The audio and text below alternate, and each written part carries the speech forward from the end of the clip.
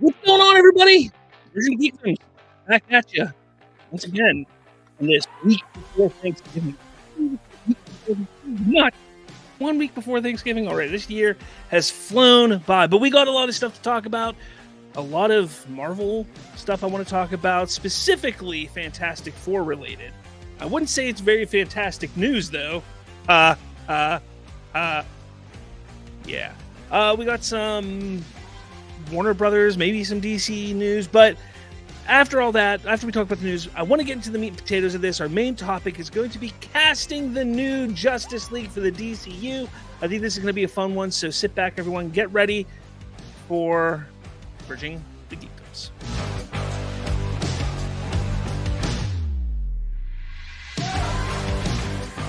What's up, man? How's it going? What's up, Rob? How are you? I'm good. I am good. It's been a few weeks, but hopefully everything's going well for you. Yeah, time just passing by, going through my law school application process and stuff. So, fun times, daunting times, but we have a lot to talk about unexpectedly. I thought it was just going to be focused mainly on casting our new James Gunn Justice League, but it turned into quite a stir last night, didn't it? Quite a stir indeed. And we're just going to jump into it here because honestly, we got a lot to cover and I really want to get into the fun thing of casting the DCU Justice League. So the first one, let's just get this pulled up here. Let's go here. All right. So Fantastic Four rumors. We got some rumors coming on and I'm going to get to the big one here in a second, but Fantastic Four rumor is that Javier Bardem is being eyed for the role of the Devourer of Worlds, Galactus. What do you think about that? Well, I think Javier Bardem is a fantastic actor, and the name is escaping me, but who else has been linked to this role for months for just through rumors and things, unconfirmed, obviously, but there's just been another name that's been connected to this, and I'll be very mad once I find out what the name is, but I love Javier Bardem, but it's the role of Galactus. If I'm not mistaken, is going to be CGI. If I'm not correct. Oh, I'm sure he'll be CG. Yeah, I mean, it'll probably be similar to what they did with Thanos, where they'll utilize his face and but they'll make him look larger and all of that. Right. Okay. So then, yeah, I really do think that he's an ideal actor for that type of role, kind of captivating the little nuances that would make a larger than life character like that kind of seem human to us. And I think that's what Josh Brolin did so well with Thanos, is that just the little nuances and things that you wouldn't expect a big CGI character like that to have really made him feel more realistic and just kind of attributed positively to my experience with Thanos and my feelings towards Thanos. So it's really interesting to see where this is going. I'm very curious to see how the rest of the cast rounds out. Are you not? Like, I'm just based on decisions and rumors that I've heard, like, this is going to be a very intriguing cast with a very intriguing background and director as well. Well, I mean, there's still no confirmation of any of the cast right now. Right. And that's important to remember. Yeah. And when it comes to the Fantastic Four cat, like those who are going to be the Fantastic Four, the quote unquote front runners that have been rumored as of late, I'm not huge on. Uninspired, I think. So the Culture Nerd, in the Slack chat, we had a really good discussion these past couple hours, really, of just how we feel about it. And a word that's come up pretty consistently is uninspired, honestly. Like, some of the casting choices that I've heard is really just, to me, it seems like they're going with the hot hand in a sense, because if you hear some of the names, you can kind of surmise and understand why they would want them just be based off of their popularity in mainstream media. But I don't know. Is this like a bridge to talk about like the big one, or? Well, I mean, the next big one is this one here. Is this what you're talking about? Yeah, this is yeah. Hmm. Okay. So do you want to go first or All right, so Deadline is reporting that the Mandalorian star Pedro Pascal is in final talks to play the leader of the Fantastic Four, Reed Richards himself, Mr. Fantastic. And I, like you said, it's uninspired. Look, there's not this is nothing against Pedro Pascal. There's at nothing all? against his acting abilities. He is a phenomenal actor. But lately, this may come off as a little rough, but it seems like what studios are doing is they're saying, "Oh crap, we need a diverse character that isn't black. Get Pedro Pascal." And it's kind of what has been going on right now. Look, he's a great actor. I like what he's done in a lot of films and a lot of projects, but I don't see him fitting this role for a couple reasons. And I said this on Slav's Free Talk this morning in that video, but I stated, look, he is, I think, too old for the role. I think we need a younger Fantastic Four. I think we need a Fantastic Four that's going to be able to grow for the next 10, 15 years because this is an important family to Marvel. And hopefully Feige understands that for the MCU. Not only that, but he doesn't have that like he doesn't seem like an overly smart person, like just the way he looks. I do think, and you may even say this, or you may have thought of this. I said this in my video this morning. I think he fits Doctor Doom better. And I think he would be a damn good Doctor Doom. And maybe everybody is wrong. I've seen Boss Logic posting all day today. Like since lunchtime, he's been posting, like, maybe we're wrong. Maybe it's Doctor Doom. And I would be okay with that. I would be. But I don't like him as Reed Richards, not one bit. Yeah, no, the word just as like you articulated, the word that comes to mind is just uninspired. And while he's been a hit on TV, I think this is his next big swing to become a big movie star because I felt like 1984 obviously didn't really resonate with anyone, honestly. And Oh yeah, I forgot he was in that. yeah, no, see, exactly, so it's You I said definitely 1984. I'm like, what the hell are you talking? Oh, Wonder Woman 1984. it's definitely a step in the right direction if that's what he wants to achieve. But I just hear me out. Okay.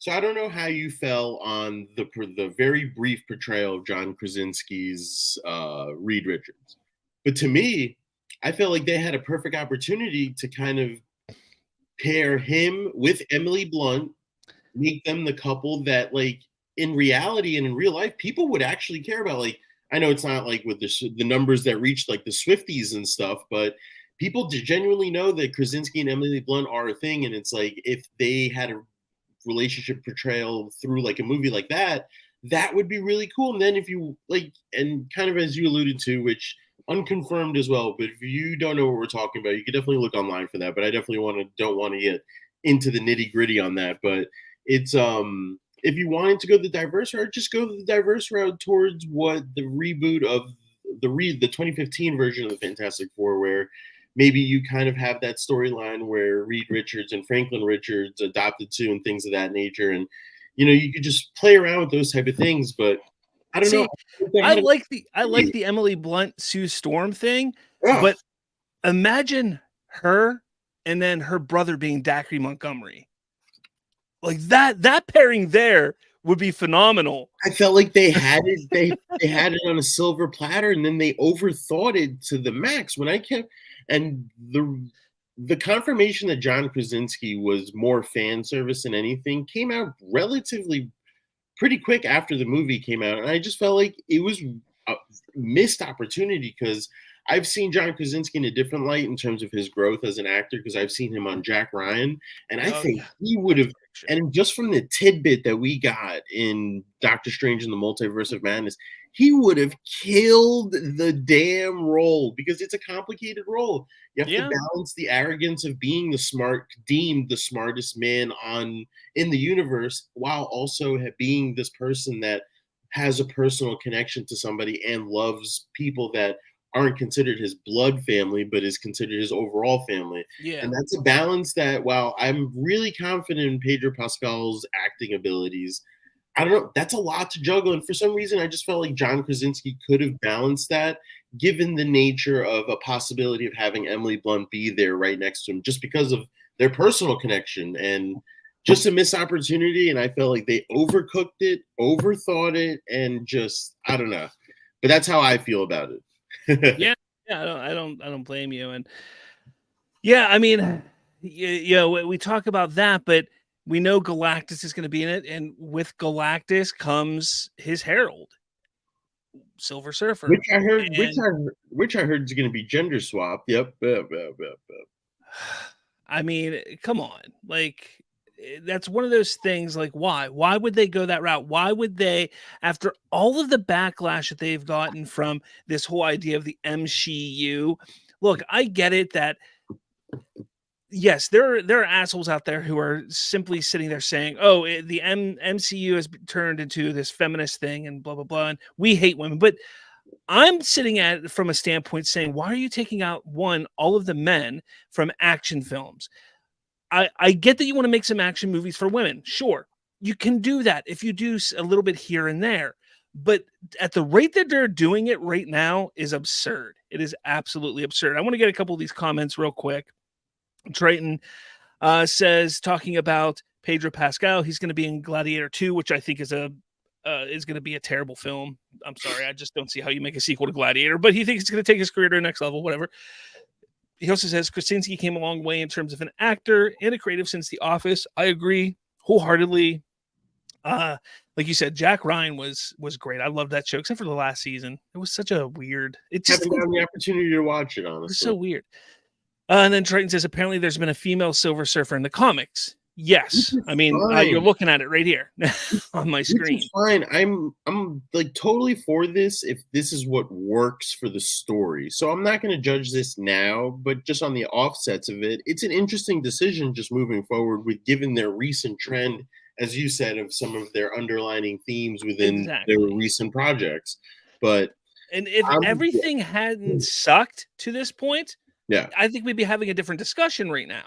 If Charlize Theron was playing Silver Surfer, I'd be fucking ecstatic. But well, she's already excuse my language, but now she's casted as whatever she was at the end of Doctor Strange, and it's like, okay, like, you know, they're getting the right actors for the wrong roles, and then they're giving the wrong roles to the right actors. It's like it's such a paradox that they're in right now, and it really does seem like they can't get out of their own way at this point. And I don't know, is this the beginning of the end of Feige's run? Who would be the heir apparent, honestly? Like, it would probably be some unknown or somebody, you know, we don't know. And just have the franchises traded and give Kathleen Kennedy the MCU and have Feige take over Star Wars. Definitely not. That wouldn't work for either party.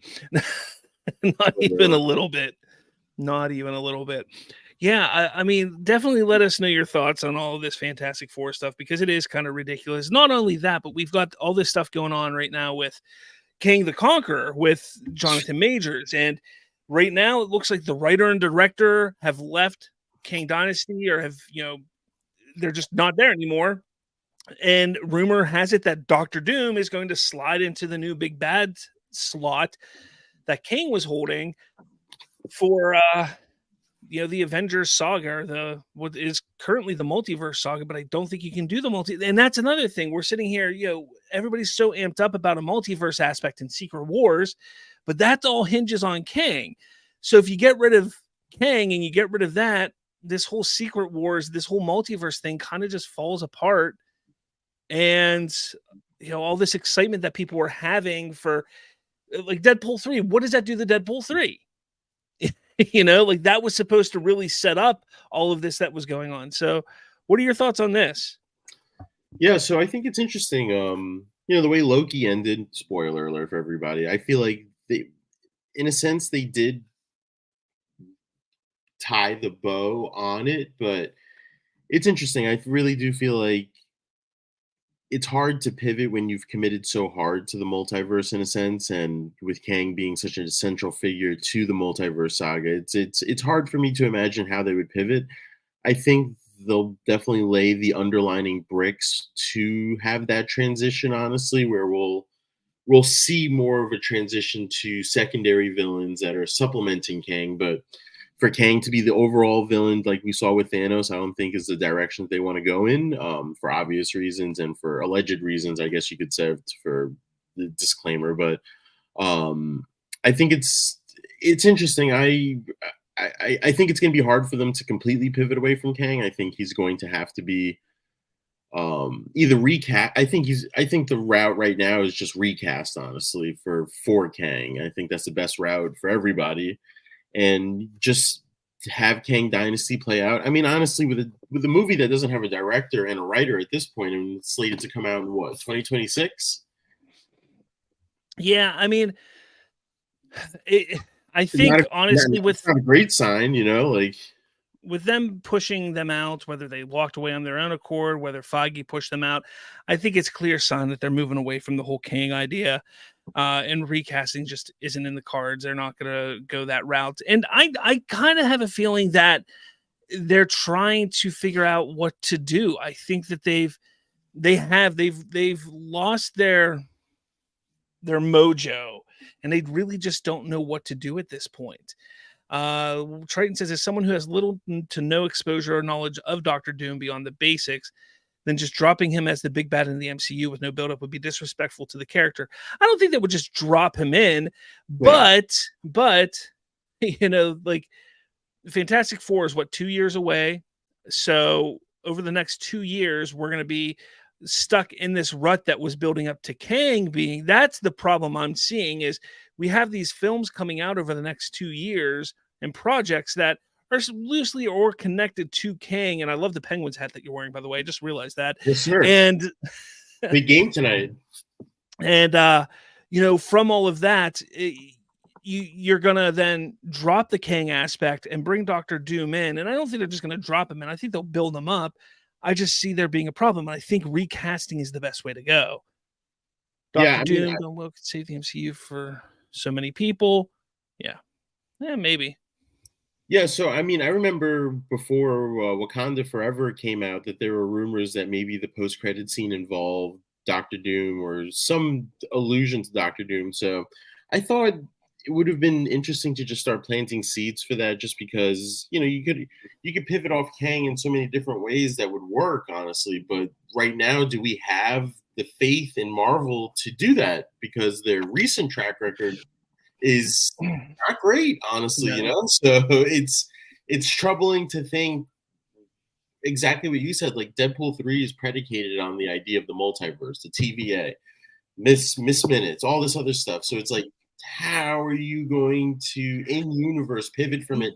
And not only that, but without doing it in a Kang Dynasty movie. But look at how amazing Loki season 1 and 2 were. And with that, how great the character of Kang was in that. Yeah. Granted, yes, that was all Jonathan Majors. He did fantastic, especially in season 2, and that final big speech with him and Loki. Phenomenal. I don't know if you got a chance to see it. Yes, I did. But it was so great, and it built up Kang to be this threat. That now they did give themselves a little out. They did in the end there, but overall, I just think it's a bad idea to. It's a messy it's a messy situation. And I also said you can recast, and still, if you want down the line, bring Jonathan Majors back. That's the beauty of the whole variant and multiverse type of thing. Oh. I think the fact that in Spider-Man they introduced the idea that there could be variants out there that don't look alike. Exactly. You bought yourself a failsafe, honestly. You have a temporal loom, honestly. So it's I think honestly if they play it right, it can work. Yeah. I think honestly what they should do is shift, and this is my own personal opinion that I had a conversation with a peer not too long ago.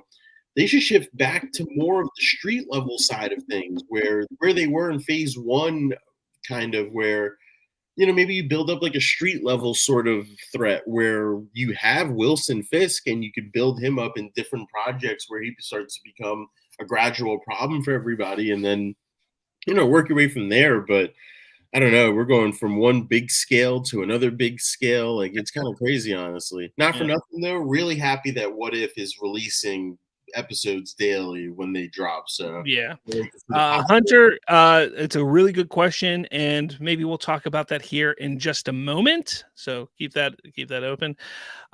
Yeah, so guys, everyone, let us know your thoughts on this whole Kang thing. I want to know what you guys think about it. Do you think they should recast? Do you think they should move on? Do you think they should use Doctor Doom? Do you think they should just forget the multiverse aspect? What do you think they should do here? Let us know in the comments. All right, next topic. And I'm going to skip over the Marvels because nobody wants to talk about the Marvels anymore. Let's see. We got DCU casting news. Maria Gabriela de Faria, names that I can't say because they're not normal names in my language. She has been cast as Angela Spica.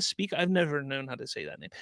Also known as the engineer for the upcoming DCU film Superman Legacy, and probably also for the upcoming film The Authority, because that's a member of the Authority.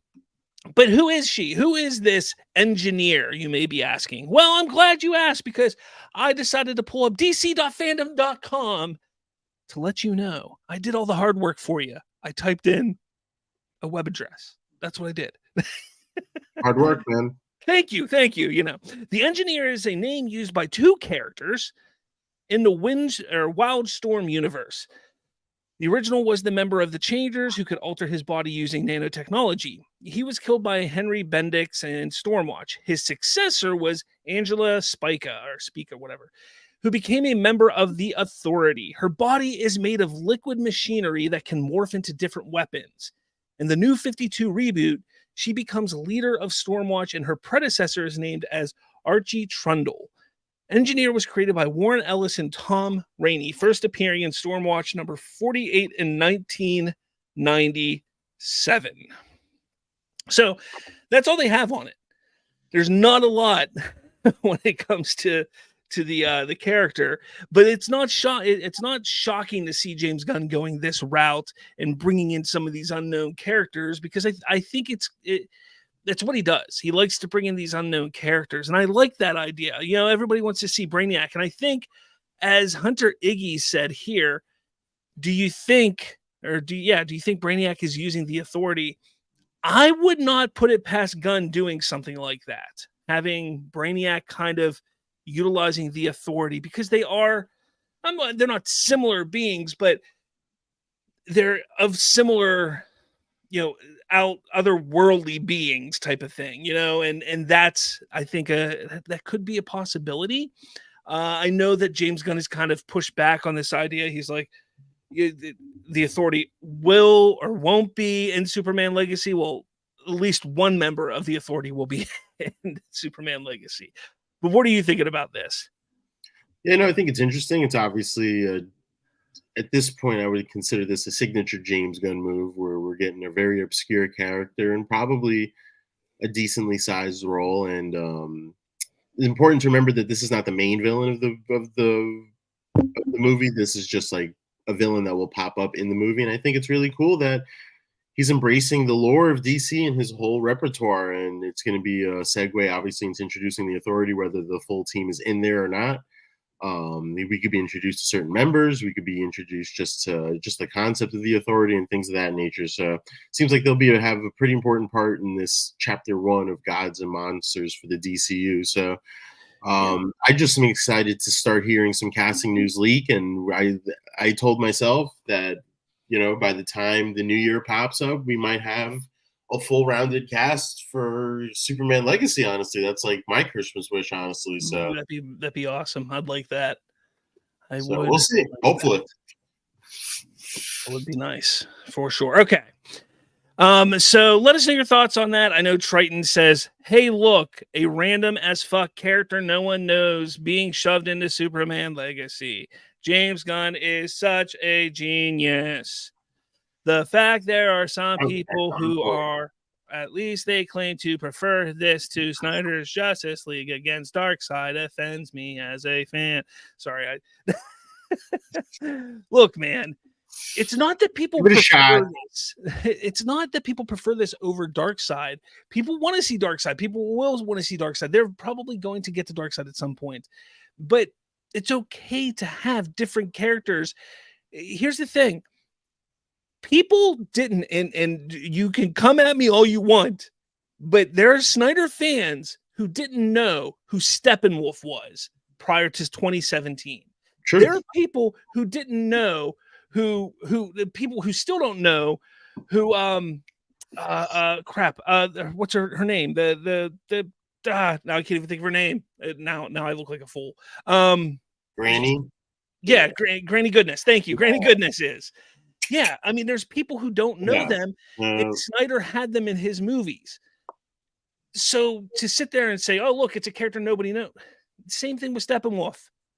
People, not everybody knew who Steppenwolf was. Well, no, exactly, and he took, and from stylistic standpoint, he definitely took liberties from what the source material looked like for Steppenwolf, and I have faith in Gunn for this. I have been adamant over the months on that, where I really just want to give him a chance to see what we got. This is a movie that not only makes or breaks a new universe, but also makes or breaks kind of his legacy in a way where the subtitle is kind of appropriate for both, honestly. And the fate of the DC's on the shoulders of Superman, and I couldn't be more hopeful.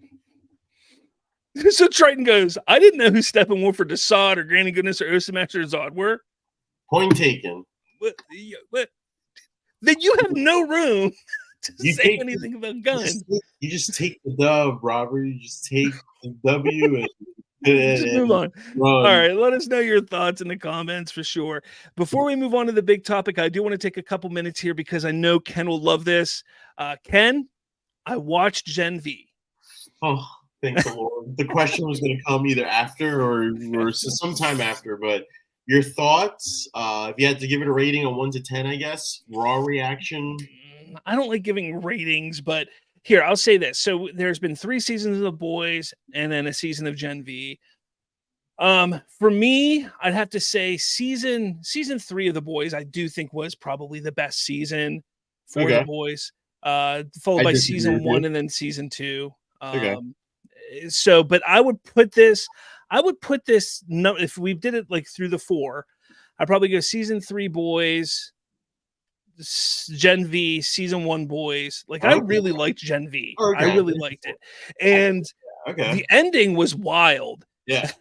For sure. I was just going to ask you, how did you feel about the ending? I felt like it was a little abrupt and you could give me like 2 extra minutes to like figure out what's going on. But I really liked that they just ended it with, spoiler guys, but like Homelander coming back and like just, you already know by the music, just with him descending, that this is going to be fucked. Like no matter what. Yeah. And you know, at first I was like, when he goes, you know, do you like being whatever he says, you know, do you like being, and she's like, what? Like, no, we're, and then it basically just, her. I was like, what? I was like, like we're all with her, you know, and then you're like, well, Homelander's obviously going to be with her. Like it, you know, he beats supervillain, like he's supposed to be, but you're forgetting who Homelander is at that moment. And it's going to be interesting to see what happens with their story. Season 4, from what I've come to understand about this virus concept is that's how the original comics ends, is Billy Butcher just unleashes the virus on the world, honestly, and that just kind of kills out superheroes. And it'd be really interesting to see where they go with this, because this is definitely a concept that could be world ending. Like I don't want to see that, but it's a concept that definitely works for that. I mean, they definitely have the room to do it. Yeah, I've been dabbling in kind of like, I haven't read the comics, but I've been kind of doing some research with the comics to kind of see like if Gen V was actually a thing, like that, those characters in that story. But I found out something, and I'm kind of mad that they didn't do it in the Boys, about Black Noir being a clone of Homelander. Really? Yeah. Well, they haven't done it yet. I thought they killed him last season. Didn't they kill him last season? They killed Black Noir. They did, but he always like ends up coming back somehow, honestly. So even if he is a clone, maybe like a clone will come up and then that's how it'll get like revealed. But never say never with the Boys. But I'm very happy you watched Gen V, and I'm happy that you enjoyed it. I definitely did as well. Yeah, it was great. All right, let's oh man, I gotta make this larger somehow. Wow, you casted a lot of people.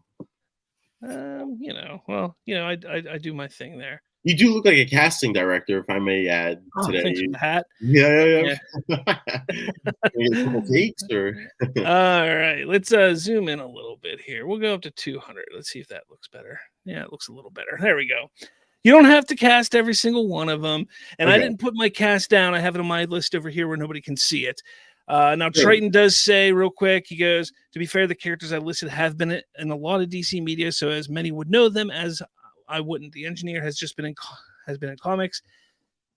And even then, only like 3% of the fan base knows her. And he says, I heard the boys' comic is crap. I don't know about that. I haven't really heard much about it. But again, I like the idea, real quick. I like the idea of an unknown. I do. I just like the idea of something new, something fresh, something that we haven't seen before. Oh, yeah. All right. So we know the big ones. We know David Cornsweet as Superman. We know Isabella Merced as Hawkgirl. We know Nathan Fillion as Guy Gardner Green Lantern. And obviously there's a few others that are there as well. But what about some of the other ones? Batman, Wonder Woman. We got the two Flashes, Wally West and Barry Allen. We got the other Green Lanterns. We got Martian Manhunter. We got Aquaman. We got Green Arrow. And there's many more, but these are just the ones that I thought of at this point in time. So, what did you say, Hunter? Is a fanboy from Freak Zoid? Oh, okay. Anyway, so moving on. So, do you want to go first? Do you have a list? I know you have to get out of here early, so I want to make sure you get your list down. Yeah, no, I got you. So, okay. I'm basing this off of just what I want and what I want to see. And I hope that you based your list off the same criteria instead of realistic expectations. So I'm actually going to start from the bottom. I'm actually going to start from the bottom up because Green Arrow caught my attention, and it's a pretty obvious one. Get Charlie Hunnam in a Green Arrow movie, series, something. Satisfy the fans right there. So that's Charlie Hunnam is the number one choice for Green Arrow, and I don't want to hear any other choices. Charlie for Aquaman, this is somebody that I recently did research on just in anticipation of the show, and it's going to be the guy from Vikings. I'm going to get his name wrong, but Alexander Ludwig? I don't know. I don't know if I've so ever... He's like Alexander Ludwig. Yeah, that's his name. Yeah, okay. He's like the main character in the History Channel like famous show. Yeah, okay. I see Aquaman in it. I'm not mad at it. Yeah, if we're going a different route than what Jason Momoa has established for the character, then I'm not too mad at that. So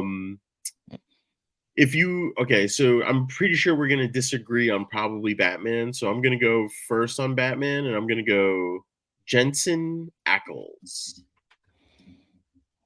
Okay. I don't hate it. I don't hate it. Look, he's not my choice. He's not my choice. Exactly. I was about to say he's not your choice, but do I really need to explain why Jensen Ackles needs to be Batman? He's already the animated voice of Batman. Maybe that plays a factor into it, or maybe that disqualifies it. I thought they changed that. Isn't he in it? No, he's still in it. Couple of the recent movies he wasn't able to do just because of like scheduling conflicts, but he's coming back for Crisis on Infinite Earths, which I think releases in January 2024. So yeah, that's gonna be fun. But okay, so Jensen Ackles. Who else do I got? Hal Jordan. I'm gonna go a little bit of a throwback and go Zac Efron for Hal Jordan. Not a bad choice. Okay, and then Barry Allen. I'm going to go. I agree, Triton. Ackles is such a safe and predictable choice for Batman. I agree. But I also think he's too old, but yeah. It would be great to see, though. What? Like, I don't know. Uninspired, I guess, but whatever. Okay, so for Barry Allen, give me Lucas Till. A little throwback from X-Men, the X-Men universe. Wally West. Maybe I need to get back to him. John Stewart. Ooh, John Stewart. Tyrese Gibson. Total shoo-in. I know this is probably definitely not the route that James Gunn's going, but maybe for a couple of them. Martian Manhunter. John David Washington. I like that one. I didn't pick that one. I like that one now. John David Washington would be a great Martian I Manhunter. also think he'd be a good Green Lantern John Stewart. Actually, I think he'd be a better Green Lantern John Stewart than Martian Manhunter, but I do like that. Okay, no, that's fair. Yeah, okay, so I guess I'm kind of stuck on the last two. Wonder Woman, I didn't really give too much thought into. I guess Alexandra Daddario maybe would probably be my choice. There's another one that I'm forgetting that. Forgive me for forgetting you. Not that you're watching, but maybe you are. But Wally West, huh? That's a tough one. Yeah, you're gonna have to get back to me on that one. That one would have to be a relatively unknown, I feel like.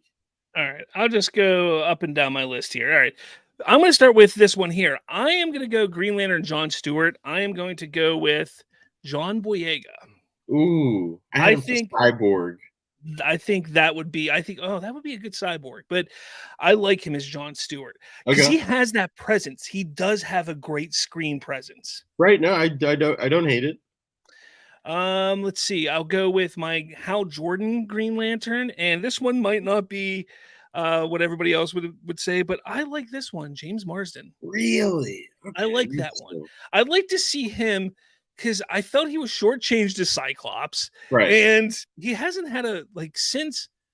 Honestly, I think he did really good in Westworld, but he's just kind of been there in other things since Westworld.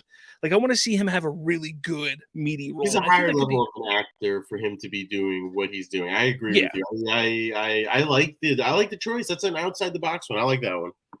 This one is a safe choice, I will admit. But people may not like it, but I know.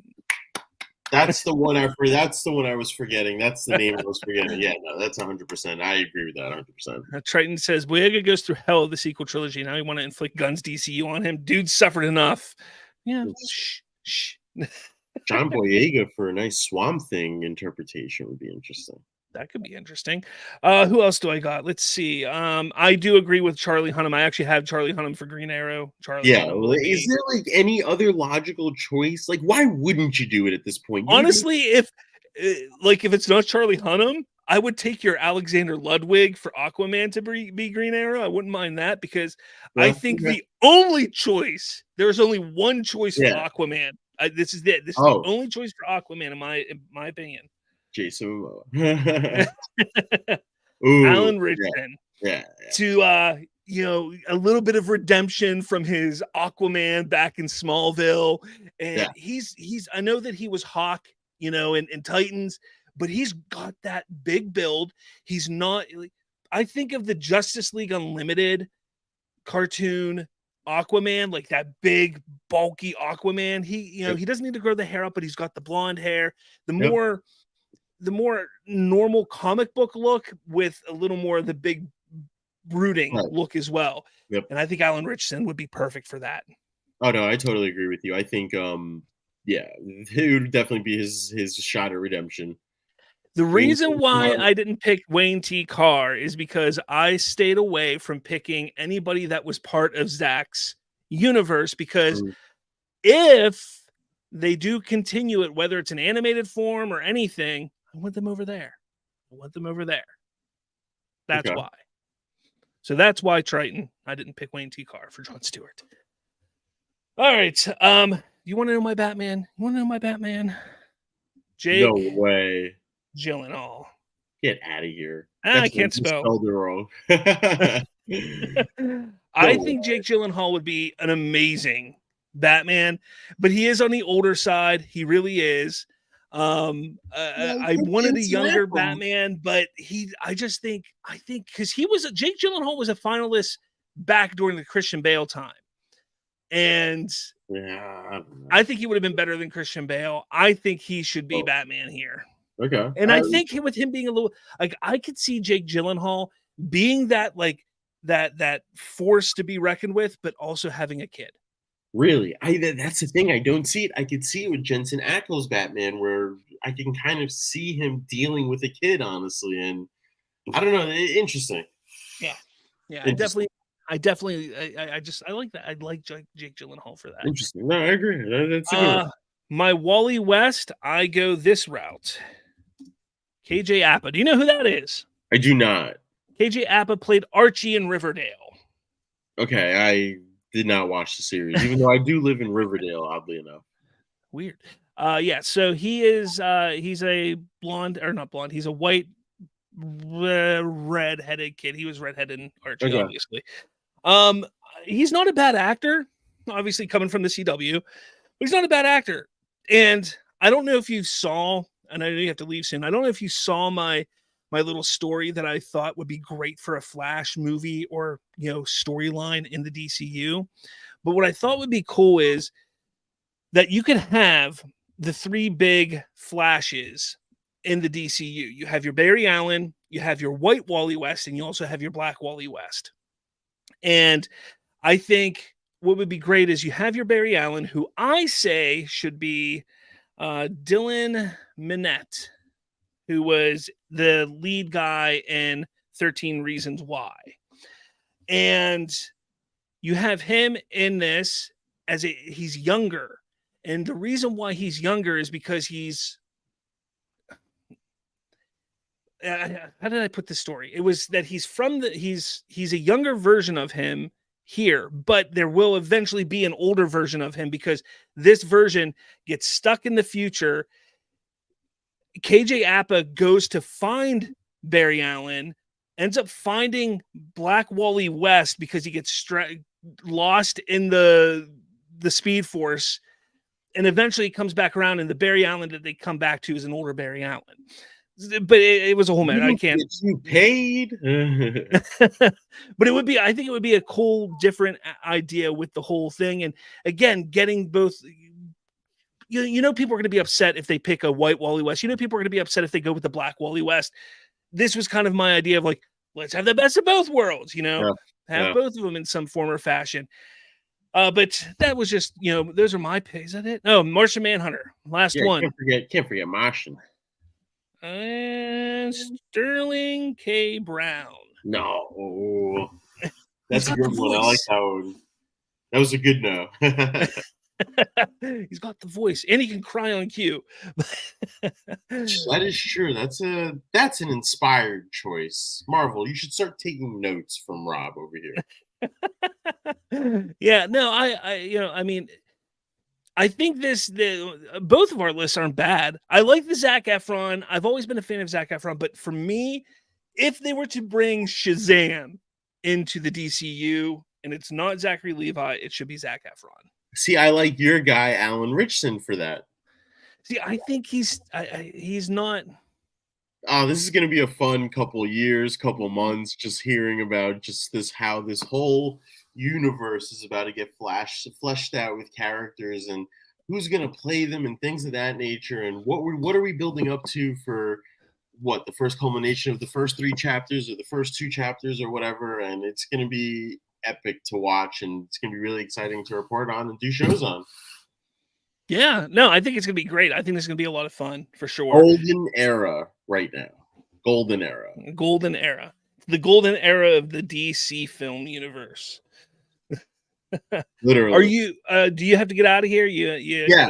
All right, man. Yeah, no, I definitely wanted to, but I definitely wanted to just come in and give my 2 cents. Hopefully you guys like my list. Obviously my list is better than Rob, so we don't need to debate that. And thanks for having me, and hopefully I'll be here next week and we could talk about God knows what else is going to happen in the next week. All right, man. Take it easy. Hopefully you can make it next week, man. Go Penguins. Yeah, go Pens. Woo! Peace, man. See you. All right. Well, that was a fun one. So Triton says, meanwhile, I'm going to be taking up drinking alcohol during this golden age of DC. Triton, calm down. Calm down. Honestly, look at this. He should take my list. They should take my list and just run with it. I think that would be great. It's got a nice mixture of big names, small names, everything. It's perfect. I think it's gonna be fun now. I really do. So let me take a look here because I know that there's one other thing I wanted to talk about today. Where are my notes?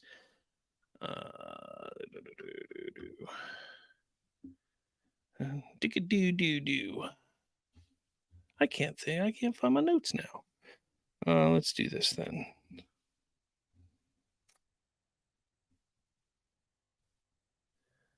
Oh yes. Star Wars. Let's talk Star Wars real quick here because honestly, I want to kick a puppy. I am that's not what I want. I wanted this. Oh, come on. All right. So bounding into comics, which I don't know if you guys have ever checked out this site before. It's not a bad site. It's a pretty good site. So director Taika Waititi. So many pop-ups on this site, though. The director Taika Waititi recently gave an update on his Star Wars film, noting that it will piss people off. While speaking with Variety while promoting his next Goal Wins film, Waititi confirmed the movie will be, with a dramatic pause, he gave a dramatic pause there, a Taika Waititi film. He allegedly added with a laugh, "It's gonna piss people off." Waititi's Star Wars film was announced way back on May 4th, 2020 by the official Star Wars website. The site posted the Academy Award-winning Taika Waititi, who recently won Best Adapted Screenplay for Jojo Rabbit, which is an amazing film. It's hard to imagine that he made that movie, but then also made Thor: Love and Thunder and Thor: Ragnarok, and it's just amazing to me. But he also directed in the first season the final episode of The Mandalorian. The site added joining YTD on the screenplay was Christy Wilson Cairns, who wrote 1917 and Last Night in Soho. In 2022, he provided an update telling New York Times, "I'm trying to write the Star Wars idea at the moment. I've got to see how that goes because once I submit it, that might determine when it gets made or if it gets made even." He added, "I am cool as well to take 6 months off and just go hang out with my kids." Back in March, he was asked about rumors that he might be starring in the film as well as writing it. He informed Deadline, "Yeah, that rumor's about 3 years old. And I'll say is, God forbid I make Star Wars film about people sitting on mountains playing flutes." When Deadline's Dominic Patton informed him, "Well, they kind of went there with the whole last few Star Wars movies with Luke Skywalker," YTD replied, "Okay, then, I won't do that for sure." Okay, look. Taika Waititi needs to just give up, move on from this Star Wars thing. We don't need his Star Wars. We need to get back to basics. We need to get back to what Star Wars is. And what Taika Waititi has done and what he has been doing is not going to give us that. It's not going to give us the Star Wars that we all want and deserve. And that's the big problem right now. So hopefully, they fix that, and hopefully they don't go that route, because I don't think they should go that route at all. Hope to God they don't go that route, because he just needs to shut up. He's trying to be edgy. That's the problem. Taika's trying to be edgy. He's trying to be funny. He's trying to get people talking about it, when he needs to just shut up, because right now Star Wars is in such a bad place. People don't like Star Wars right now. It's divisive. There's infighting. The fandom's a mess. You piss people off, you just rile up the crowd, you're just making it worse. And that's not what a director, that's not what a writer should be doing to a franchise that is having the problems that it's having. And what Kathy Kennedy needs to see is, we don't need that. We need to walk away from him. We need to get rid of him. We need somebody who's going to work on bringing the fandom together, bringing fans back to the table with Star Wars. And maybe his script, maybe his movie would have been fantastic, but he has fucking ruined that. Sorry for the language, but he has ruined that right now with the way that he is acting every time he's interviewed. He makes a mockery of Star Wars. He makes a mockery of the fans. And enough is enough. He needs to stop.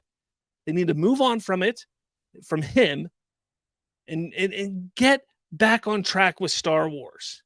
That's what they need to do. But let me know your thoughts. I want to know what you guys think in the comments below. What are you saying here? Hey, Bridget Hunter says, "Hi, Bridget Games Podcast. The Zack Snyder fans will be bad at James Gunn taking all the actors from Zack Snyder into James Gunn's DCU."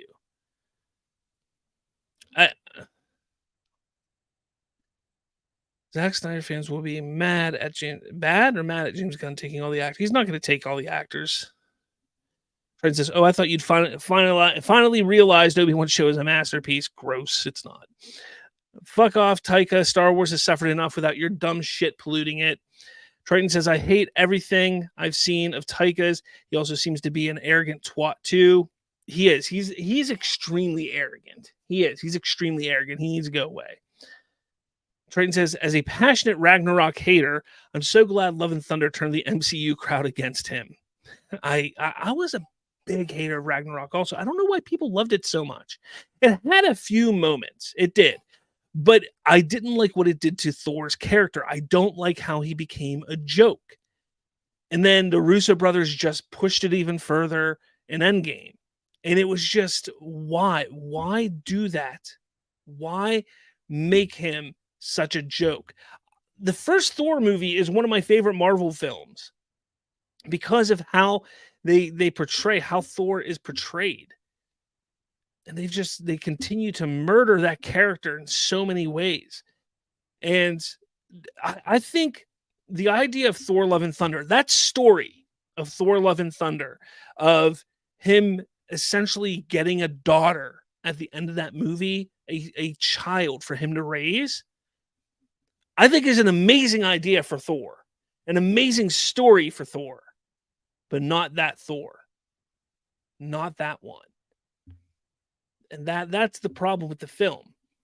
It was, I mean, that's not the only problem. There's a lot of problems with that movie, but that story could have been so much better if it wasn't a goofy ass Thor.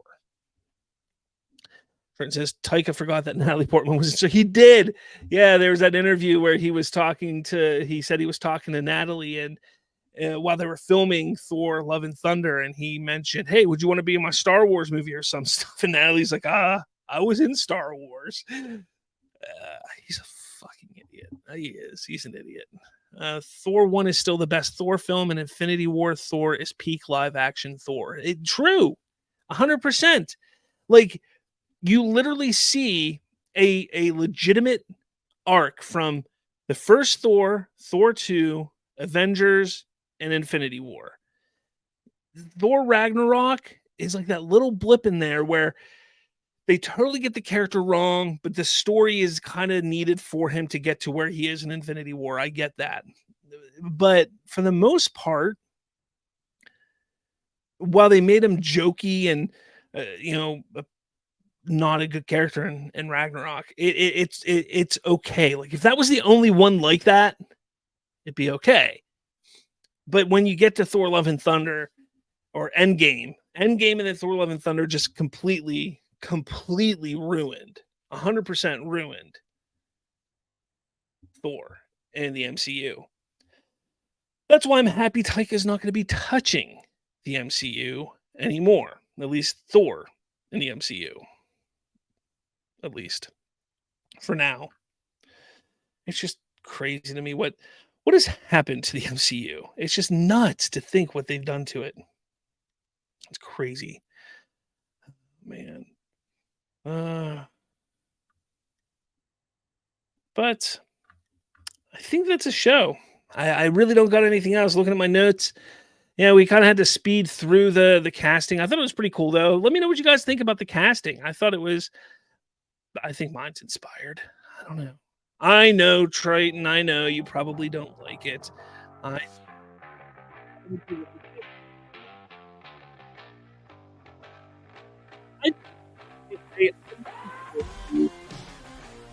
Abilities of what we could be getting. I am. So to finish this up, to wrap this up, my picks for the DCU Justice League. Obviously, our Superman, Hawkgirl, and Green Lantern are already cast as in David Cornsweet, Isabella Merced, and Nathan Fillion. I pick Jake Gyllenhaal as Batman, Eliza Gonzalez as Wonder Woman, KJ Apa as Wally West, Dylan Minnette from 13 Reasons Why as Barry Allen, James Marsden, formerly Cyclops, as Hal Jordan, John Boyega as John Stewart, Sterling K. Brown as Martian Manhunter, Alan Richardson as Aquaman, and Charlie Hunnam Willoughby, Green Arrow.